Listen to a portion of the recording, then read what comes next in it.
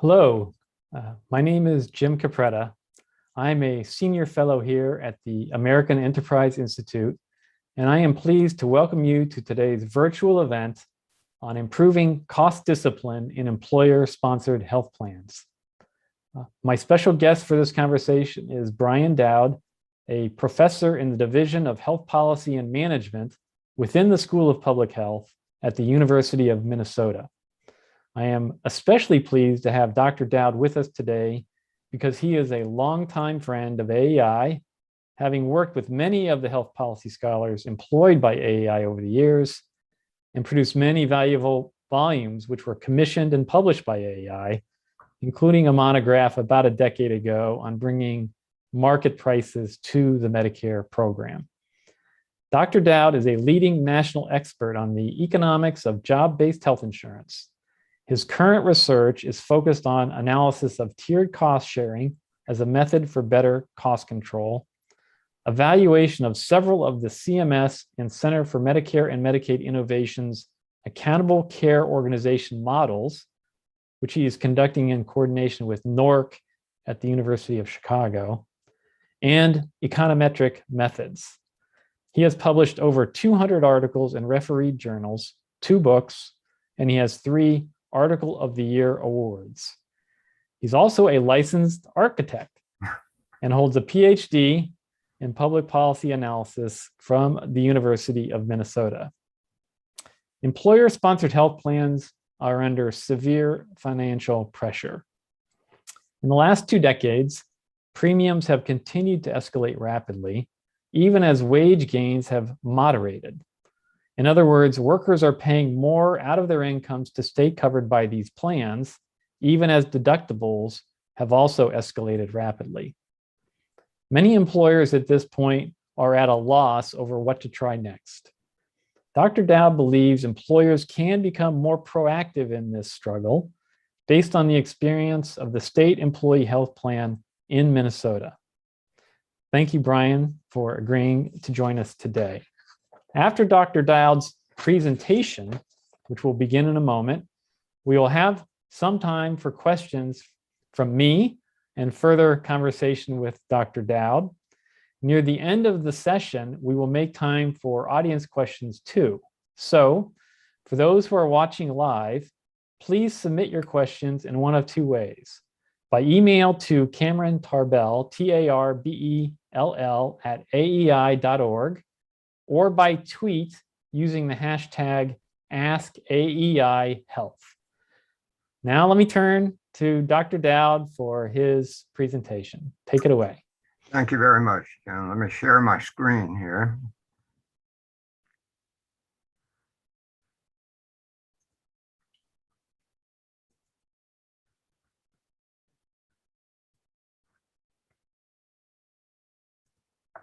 Okay, the first thing I want to do this morning is to acknowledge all of the many people who have contributed to the work I'll describe today.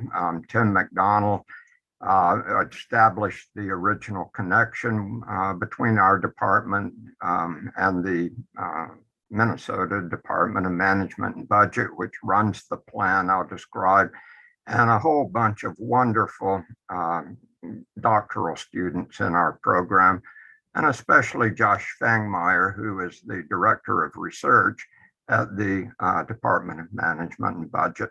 Also, we've received some funding for this research from RWJ, the Donahue Foundation, and the Minnesota Department of Management and Budget. So where I want to start this morning is with what I would call 3 well-documented facts. The first is that affordability is a problem. But what's new, what's different, what's changing is that it's beginning to reach into the middle class. And that's when something's going to happen in the political system. So if you haven't been paying a lot of attention to the affordability problem yet, I'd encourage you to start doing that. Now is the time. Also, the second fact is there just is wide variation in both the unit prices of services and the quantities of services, which I sometimes refer to as styles of practice. And the third point is that higher cost care does not correspond to higher quality care. So let's say a word about affordability. In 2019, which is pre-pandemic, the median U.S. household income was about $69,000, and the annual family coverage premium was $20,500 roughly. So that's 30% of median household income. And if you're in a plan, as so many employed people are with big deductibles, that can add thousands of dollars a year to your out-of-pocket exposure. Here's a simple graph from the Kaiser Foundation, very helpful. The top line, of course, is the growth in deductibles, and the bottom line is your workers' earning and overall inflation, those two. How about the wide variation in current prices? Well, this was an article just in our local paper here in Minneapolis. You don't have to look nationwide to find this kind of variation. This happened to be for total knee replacement, but they found the same kind of variation across hip replacements, vaginal deliveries, and C-sections. So wide variation in unit prices, but there's also wide variation in practice styles. And not all of it is good variation. There's several articles out now on low value care and wasteful care. And it all suggests that variation in both prices and quantities of services are driving higher healthcare costs. And there's also literature that documents the fact that when you pay more for care or get more care, you're not necessarily getting higher quality care.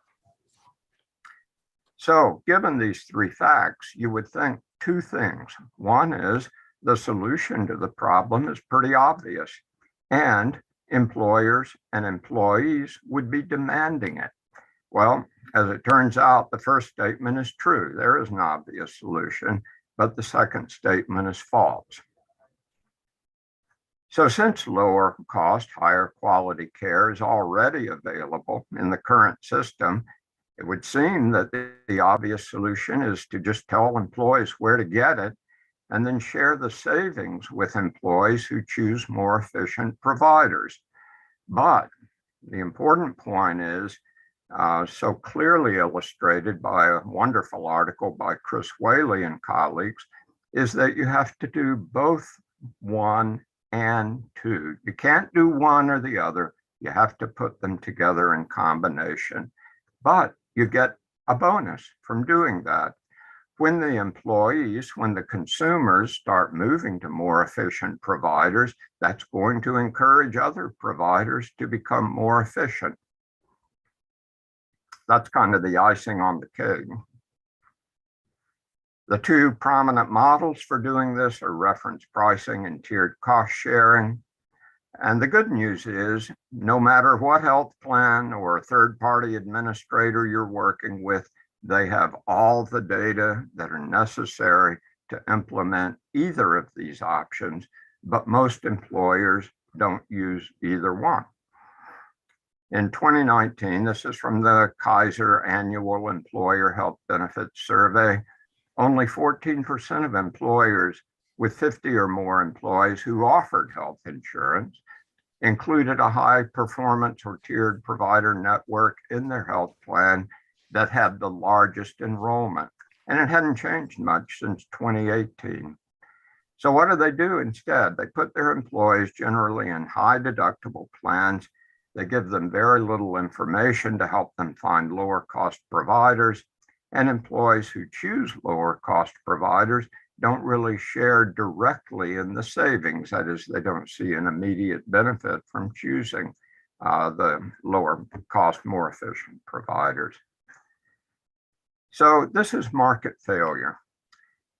When employees don't know where to find the low cost providers, that's a form of poor information. And when they don't share in the savings from choosing lower cost, more efficient providers, that's a form of distorted prices. And poor information and distorted prices are sources of market failure. And when you have market failure, you're going to get inefficient outcomes. So our work has focused on the second alternative, on tiered cost sharing, and the applied example, the people who are actually doing this in the real world. This is not the only example, but it's an interesting example. It's the state of Minnesota employees group insurance program, which I will refer to as SEGIP. And SEGIP has several unique features. One is it's been in operation for a long time, since 2002. Second, the tiers are based on total cost of care, not the cost of care for hospital care or pharmaceuticals or a particular procedure, total risk-adjusted cost of care. And it operates through a primary care gatekeeper clinic. And those clinics have the responsibility, the authority, and a strong incentive to control total spending. Well, there's lots of provider payment methods that give providers an incentive to control total cost of care: capitation, shared savings, fee withholds, bundled payments. But all of those are typically invisible to consumers. SEGIP employees, on the other hand, personally and immediately benefit from the choice of lower cost clinics. And here's how it works. So there's an open enrollment period each November, and SEGIP employees choose a primary care clinic for the coming year. SEGIP offers virtually every primary care clinic in Minnesota. And if you've ever been to Minnesota, you know that we have areas that range from these dense urban areas to remote rural areas. I call them mostly moose.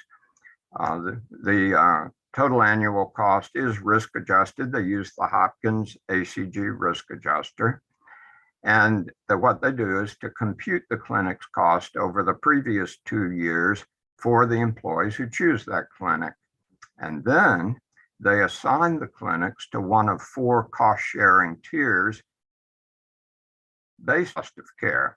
And if you're a higher cost clinic, you get put into a higher cost-sharing tier. These tiers vary by deductibles, copays, maximum out-of-pocket expenses.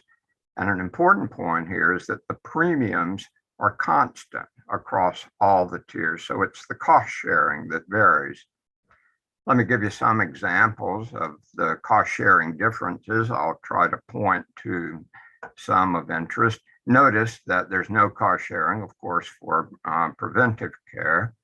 If you're in family coverage, your annual deductible is $500 in tier 1, but if you're in tier 4, then it's $3,000. If you're in tier 1, your office copay is $35. If you're in tier 4, your office copay is $90.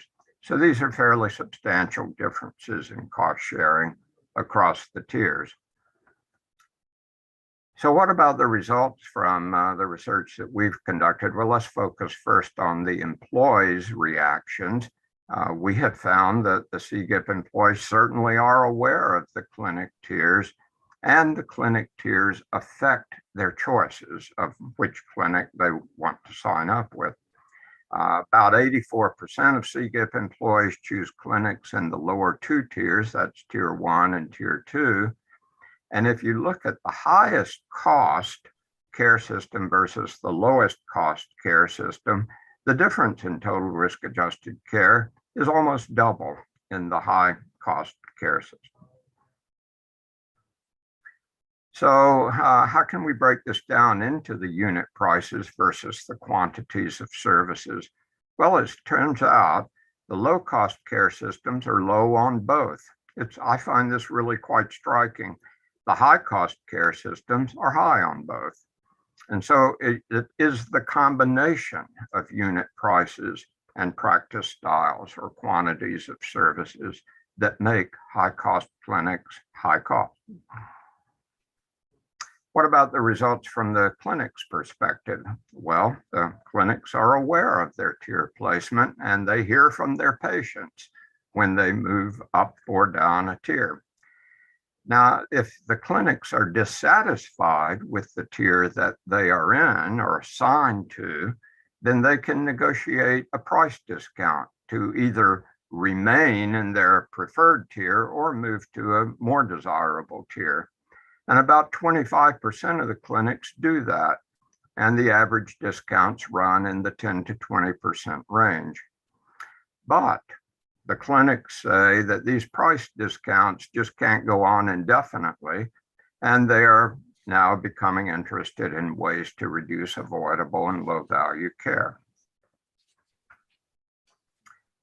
So what are some of the advantages of tiered primary care clinics? Well, one, if you're a provider, one thing that might appeal to you is the degree of autonomy that you're able to retain. In theory, a provider could charge anything they want, and they could prescribe as many services as they like, but they are held accountable for those fees, both practice style and unit prices. And if they're high, they're going to be placed in a higher cost sharing tier. And I should mention there's no theoretical limit on 4. They might find themselves in tier 12 if there were 12 tiers. Employees receive the kind of guidance on specialist and hospital services from their primary care clinic that many consumers pay additional fees to obtain from direct provider contracting, that is, a primary care physician with whom they cut a deal. 4 tiers, I think, provides a more continuous opportunity for providers to improve their competitive position than the old preferred provider organizations, or PPOs, which were typically 2-tier systems. There are no providers that are excluded from the system. If you want to sign up with a tertiary care integrated delivery systems primary care clinic as your primary care clinic, you can do that. Some narrow network plans just exclude providers that are out of network. And a point that is interesting to me is that there's a lot of talk about people shopping for various kinds of services.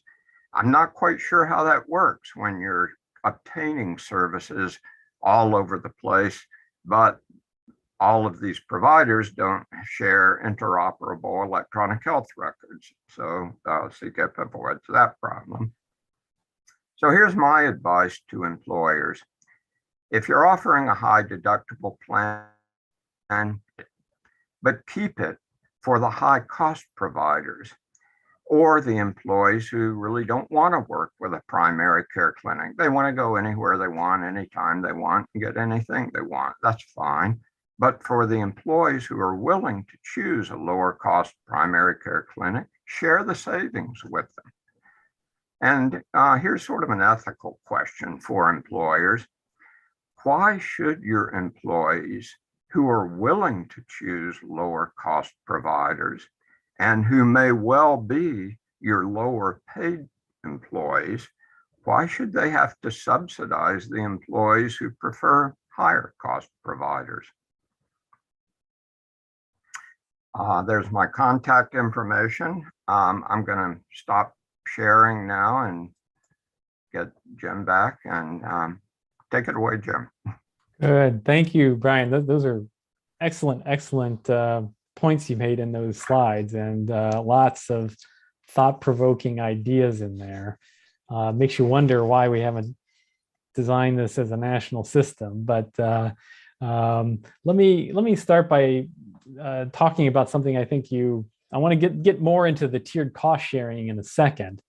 But at the beginning, when you were noting the 2 evidence-based ideas that are out there that employers can pretty much implement now if they wanted to, you mentioned, but we didn't get into yet, is reference pricing, which is also something employers can pretty much use the current data streams from their TPA administrators and insurance plans to implement if they so choose. Can you describe what reference pricing is, what it involves, and maybe in addition to tiered cost sharing, why so many employers are failing to take it up? Sure. I have a couple of slides on reference pricing. Let me Please. try and, Just whoops, leave those slides up because I yeah. think you might have some other. Let's stop sharing my emails and see if I can find the right set there. There you go. Okay. Just 1 second.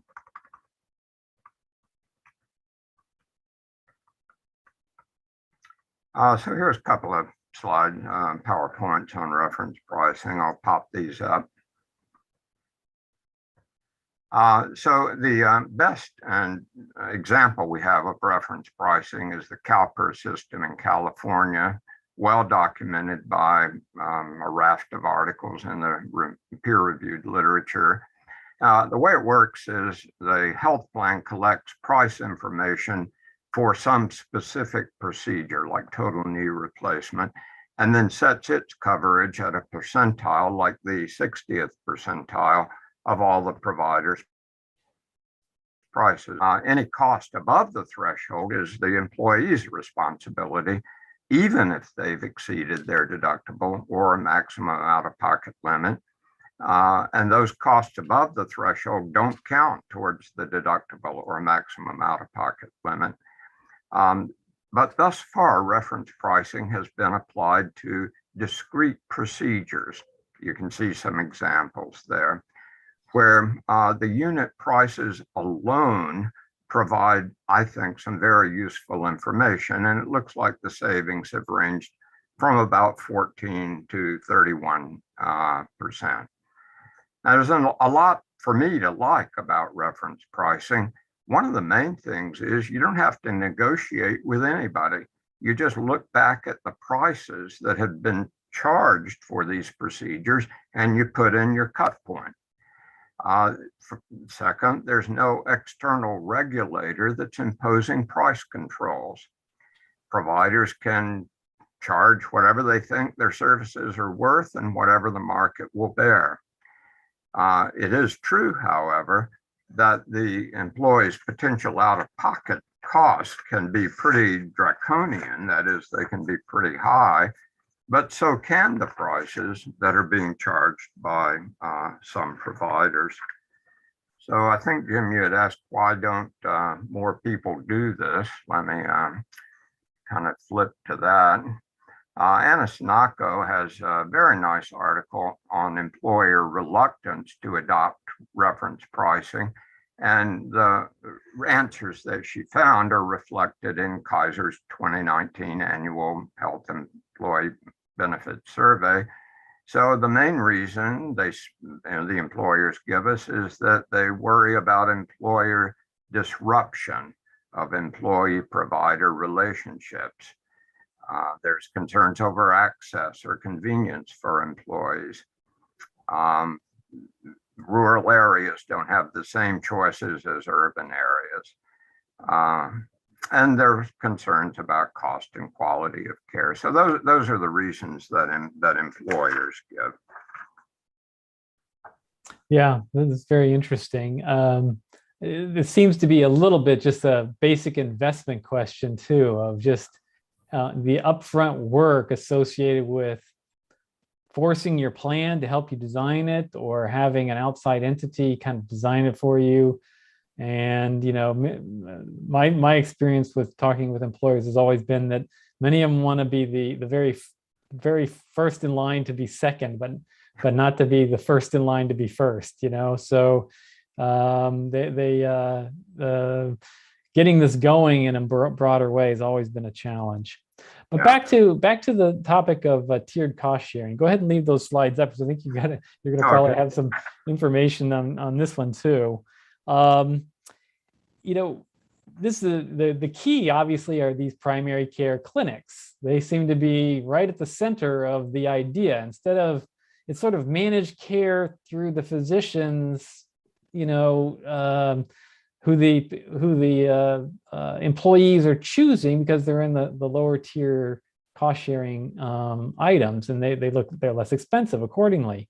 But then it does raise the question, what are these primary care clinics doing to lower costs and avoid unnecessary expenses?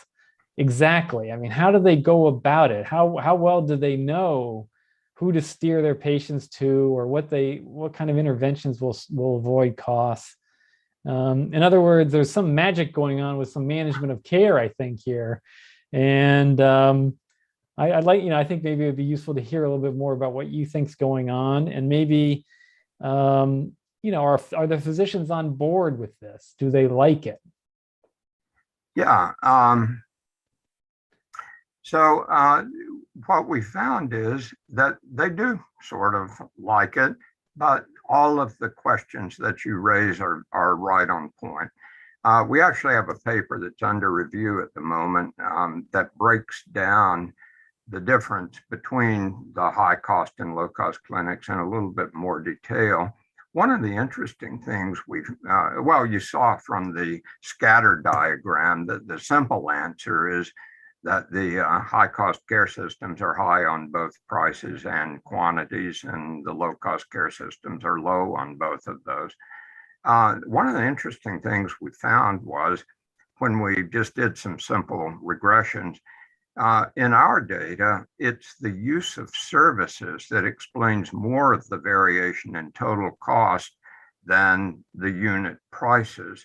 That's actually quite different than what you find when you look internationally across national care systems. We also found that professional service prices play an important role. In fact, of all the prices, that's the professional services that seem to matter the most. In terms of utilization, inpatient and outpatient hospital services, using sole source or name brand pharmaceuticals instead of generics, and ambulatory care sensitive admissions are also important. So that's what we know so far. But a very interesting point is, do these primary care clinics have all the information that they need in order to make efficient referrals to specialists and hospitals? That's a question that we're very interested in, and working on some proposals to dig a little bit deeper into that area. So I can't give you a definitive answer on that question right now. Oh, that's terrific, though. That points to exactly what I think people will want to hear about next. So I'm so glad to hear you're digging into it. I'm sure that research will be highly, highly valuable. On to another kind of angle on this. You've touched on it already, but maybe we'll come at it a little more directly, which is, so often when you get into these conversations about trying to drive more efficiency in care delivery, quality comes up as an impediment, that there's a concern that this focus on costs will harm quality of care for the patients. What has the state done? What has Minnesota done working with their employees to try to avoid that becoming a kind of impediment to moving forward with their initiative? Sure. So to this point, the SEGIP system has run primarily on total risk-adjusted cost of care. However, we are quite blessed in Minnesota to have Minnesota Community Measurement, which collects quality of care data on virtually every provider in the state. And SEGIP is now working with Minnesota Community Measurement to incorporate quality measures into the tiered cost sharing system. Now, an interesting theoretical or policy question here is, how should you do that? In other words, should you build the quality information into the incentive part that affects employee choice, or should you simply give the employees the quality information along with the cost incentive and let them make their own decisions? I think that's a fascinating question. I don't think it's been settled either nationally or locally here. I'll just say, in our very, very preliminary look at the data, what we find over about 5 quality measures is that the higher quality clinics, interestingly, seem to be concentrated in the lower cost sharing tiers. Interesting. That was very helpful. Thank you. This effort you have underway in Minnesota touches on lots of elements of things that have been discussed here at the national level in recent years, and one of them being price transparency. As you know, there is now in place significant new price disclosure rules driven by federal regulations. And also there's the No Surprises Act, which is trying to prevent unaware consumers from being hit with non-disclosed major bills after the fact when they thought they were getting care that was in network and therefore negotiated at a lower price. What is your take on all of this federal activity? Will it help with the employer community in controlling costs? It's a little bit hard to know exactly how it might intersect with your initiatives in SEGIP, but will this help narrow the price ranges? What is your take on all of this, and maybe what more needs to be done? Well, I think I have a PowerPoint on that. First of all, I think price transparency is a great thing. I think it's an important step forward, but I think we've still got a couple of hurdles. The first is that it appears to me that neither providers nor the health plans want to disclose their prices, and I expect they're going to be pretty adept at not doing it. Second, I just mentioned, in our data, it's actually the quantities of services that explain more of the variance in total cost than unit prices. So I hope that in our enthusiasm for price transparency, we don't abandon our interest in practice styles or in quantities of services, particularly low value care, avoidable care, and of course, making sure that recommended care is also being done across these tiers. But maybe the main point here, just to say it one more time, is I don't think price data alone is going to result in a big consumer response unless you do the second part, which is to allow the consumers to share in the savings from choosing lower cost providers. So I'm very thankful for the progress that we're making on price transparency, but I think we still have ways to go for it to be a transformative change in the current system. Yeah, I'll just follow up and throw in my own thought a little bit on this last point you made, which I think is absolutely right, which is that, boy, I mean, once someone gets through their deductible and they're in the insurance coverage range of their health plan, and their employers negotiated rates for them, and they go to get something done, and they don't have any costs associated with it. Unless reference pricing makes them interested by saying to them, hey, you've already satisfied your deductible, but you could get some cost reduction if you go to a lower priced option, and we'll share the savings with you. In other words, even after the insurance is fully covering sort of the median rate, if you go to a lower than median cost plan or cost provider, you get to keep half of the savings or something along those lines.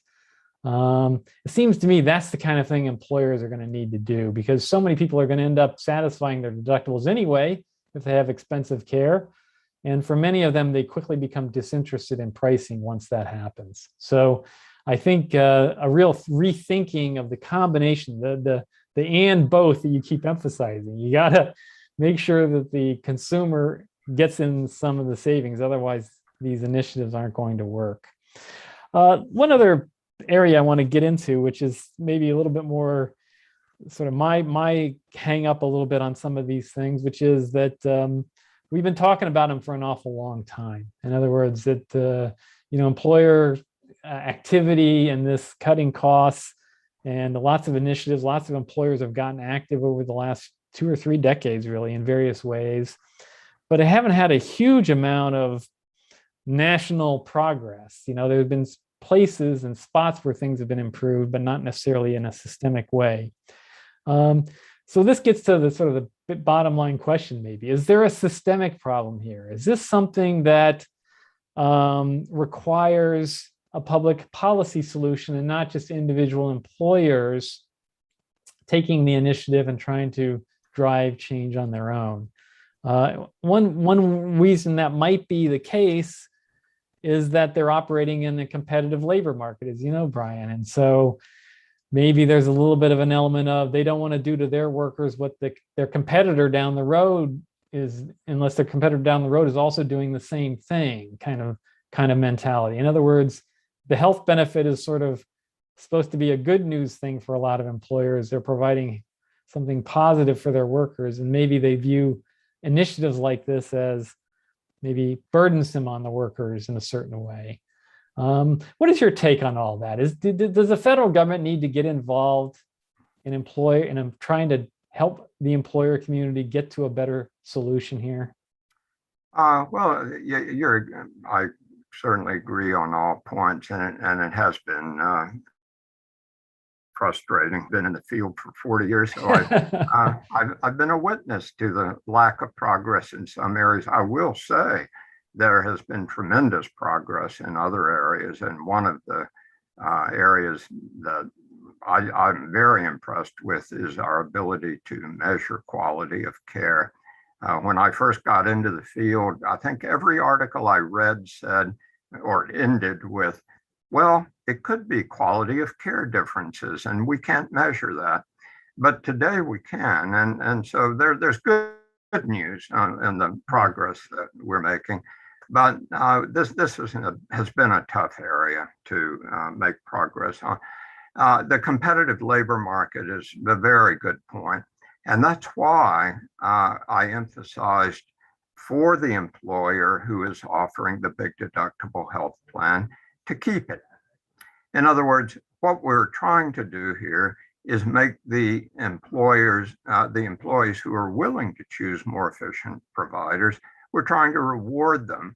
But if you don't want to do that for whatever reason, if you're an employee who doesn't want to do that for whatever reason, you won't be any worse off. You'll still be in the big deductible plan you were in before, and free to do whatever you do in that deductible plan. But you're sharing the savings with the employees who are willing to make changes. In terms of systemic changes, I don't, I'm a health economist, so the only place I know to start there is with the tax deductibility of health insurance premiums and out-of-pocket expenses. Victor Fuchs had an article in JAMA about a year or two ago, essentially saying that the tax deductibility is responsible for establishing practice styles that then spill over onto lower paid employees who find those elaborate practice styles less affordable than the higher paid employees. I think Mark Pauly is the author of this quote, which if I had a nickel for every time I've said it, I could endow my own chair. I think he said, "Why on earth is the federal government helping me buy health insurance?" And I would say the same thing. Why we do that is just a mystery to me. But I'm also quite circumspect about structural changes. When we bring in the government, it's usually to address some kind of intractable market failure. And we think the benefits of bringing in the government are bigger than the cost. Sometimes we actually use government policy to induce one type of market failure. An example would be restricted entry into the physician market to offset what we think would be a more harmful source of market failure. For example, poor information about the quality of professional services. Now, we have rampant market failure here. failure in the current health insurance benefit design. So poor information and distorted prices we talked about earlier, but it isn't natural or intrinsic market failure. It's induced by the health insurance benefit designs that we offer. So my preference would be that employers and employees just go out and demand better health insurance benefit designs out of common sense, and particularly out of concern over their lower paid employees' access to affordable care. Getting rid of the tax deductibility of health insurance premiums would be a great idea, no matter why you do it, in my opinion. But limiting the deductibility to some insurance benefit design that I happen to like at the time, I'm not a big fan of that. That would just introduce another price distortion. Very good. Well, let me. I have two more questions that I think you know about, but on this point about systemic solutions, let me just offer one other thought about it, which I'm very sympathetic to the reluctance that you described. I mean, obviously, you invite the government in at your peril on some of these things. But on the other hand, there has been some precedent in the health area for an intervention that is fairly low impact, but maybe high return, which is the HMO Act back in the 1970s basically told the employer community, hey, we want to get this model going. When you're offering coverage to your employees, if there's a local HMO available, they can petition you and that to be offered amongst the offerings. And they have to offer a competitive premium. And, there's an obligation on the employer community to sort of make that option available to people in their workforce.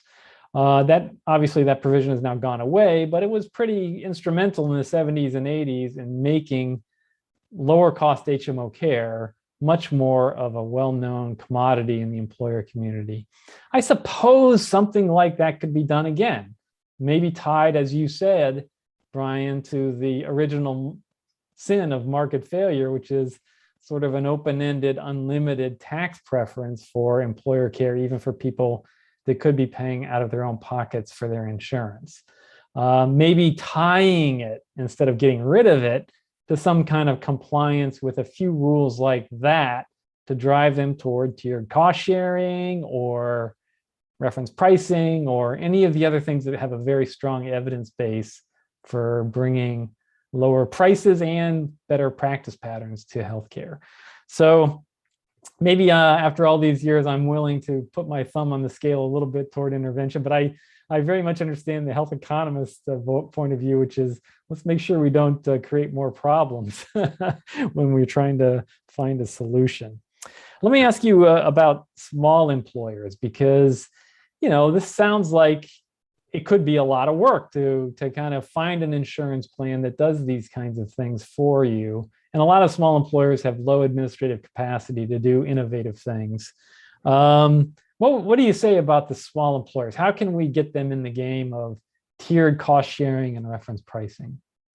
I'm actually very enthusiastic about small employers. I gave a talk to a group of small employers here in the Twin Cities a couple of weeks ago, and these were people who can influence the health insurance benefit design for their employees. Now, when I say small, I mean running from maybe 20 employees up to 1,000. So, they're small, and then there's not so small. But one of the reasons I'm enthusiastic about them is that I think I have some appreciation for the problems that very large employers face. And one of them is, and this showed up in the Kaiser responses, they have employees spread at sites all over the country and sometimes all over the world. And so it's difficult for them or it's more complicated for them to think about a health insurance benefit design where you are identifying the efficient providers in each individual market where they have employees. I would hope that some of the big national health plans are working on that problem, but it's still, I understand it's tough for the large employer, but the small employer who has all of their employees in Minnesota, think it, in theory, would be just a matter of marching down to one of the local health plans, and there are actually 3 health plans that serve the SEGIP employees, and saying, we want the SEGIP design. It could, of course, be tailored, the changed to their preferences, but the product exists, and they could go demand it. They could go purchase it. However, that doesn't get you around the problems that also employers face regardless of what health insurance benefit design they're offering, and that is they're small. And so we need some way for these small employers, and this came up time and time again in this meeting with them, to pool themselves so that if you're a small employer with 2 very expensive employees, you don't bear the full brunt of that situation. Yeah. So obviously, but that's a systemic problem for small employers. Yes. And to some degree there was some attempt to address that to some degree for fully rated products in the States through the Affordable Care Act. Mm-hmm. But I think, there's a lot of disintermediation still going on in that market that makes it difficult to kind of sustain those policies. But that's for a topic. Those are all great points, Brian, and a topic for we'll invite you back and we'll go deeper into all of that too. Last question before I turn to an audience question, which is, what's next on your SEGIP work? Is there anything, you've already highlighted a lot of things that you're pursuing, but is there anything else you want to mention about where you think you should go next? Well, sure. I mean, there's always more questions. I'll say that I don't really consider the SEGIP design to be the perfect model, but I don't work in the real world. SEGIP works in the real world with real employees, real providers, real health plans, and real unions.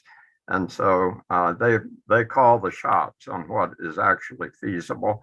But we try to think about theory and the ways that the system could be improved. And we've actually run a couple of randomized trials on the consumer side that test giving more accessible information to employees on the clinic level price and quality data. And I think the results from those are promising. So that's one area that we're pursuing. I mentioned before that my current interest is mostly on the provider side. Do providers really have all the information they need to help their patients get to lower cost specialists and hospitals? They may not know that information, and they may not even know which services are low value, or how to avoid avoidable care, ACS admissions, for example. And in particular, some of these ways of reducing your total cost of care, like price discounts, are somewhat costless. In other words, they don't require an investment on the part of the primary care clinic. You just cut your prices.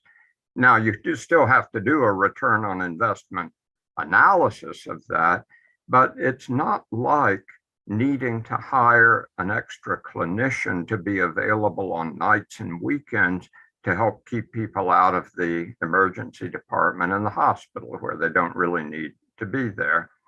And so I'm very interested in, now that we have a system where the primary care clinic has an incentive to reduce total cost of care in productive ways, I'm very interested in how we could help. In other words, can there be information provided to them? And I'd like to run a randomized trial on that one. Good. Well, we hope you do too, because the more we can advertise these things with good evidence data, the better. I have one audience question. We just have a minute here before we have to close up. But I have one from the audience that I think would be particularly good for you to address. It says, many providers will include anti-tiering and anti-steering clauses when negotiating contracts with employers and private insurers. In other words, the providers know this idea is out there and they don't like it and they try to stop it. How was SEGIP able to negotiate contracts with all of Minnesota's providers without running into these kinds of contract issues, especially in areas with low provider supply and high provider consolidation? It's a great question. And you're always going to run into monopoly pricing power in any kind of system that you set up. But as I tried to emphasize earlier, reference pricing and tiered cost sharing, in theory, don't require any negotiations with anybody. You just look back at the history of prices or prices and practice styles in the case of tiered cost sharing, and you tell the providers what tier they're in. Now, the person who wrote this is absolutely right that providers don't like being in tier 4. And so we had a care system in California and one in North Carolina who said, if you put us in tier 4, we're out. You can't offer us through your plan. Fortunately, one thing that's changed over the last couple of years is that the Department of Justice took an interest in that response. And as a result, I think there was a $500 million lawsuit in California and sort of backing down in North Carolina. I haven't been able to find out exactly what happened in the North Carolina case, but I think we're making progress in that area. And so we'll always have to deal with monopoly pricing power, and prices are higher in outstate Minnesota than they are in the Twin Cities. But I'm hopeful that attempts to thwart either of these initiatives will engender a response. Perhaps talk about bringing in the government. That actually might be a good place to bring in the government. The antitrust could do a little more beefing up. I agree with you there. So look, I've already imposed an extra couple minutes on your time, Brian, Dr. Dowd. We're going to bring this session to a close now, mostly on time. I really cannot thank you enough on behalf of all those who are watched and learned a lot from your presentation, I'm sure. Thank you very much for agreeing to do this with us today. We look forward to having you back again down the road to hear more about how this is progressing in your state and hopefully many other states. So thank you for joining us today. Thank you, Jim. You're welcome.